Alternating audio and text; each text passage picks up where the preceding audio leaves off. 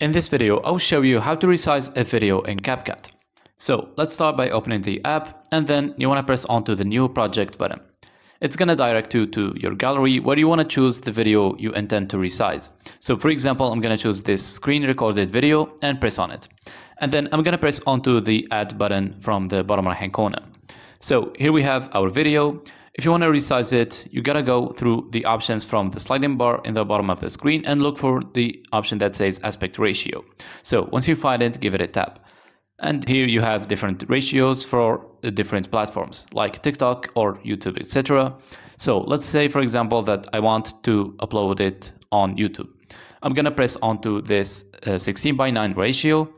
And as you can see, now you can go up here and press and then adjust your video however you want. You can zoom in or zoom out as well. And once you're done and sure about everything, you can finally press onto the export button in the top right hand corner, and your video will be saved in your gallery after a few seconds. Don't forget to leave us a like and subscribe, and see you guys in the next video.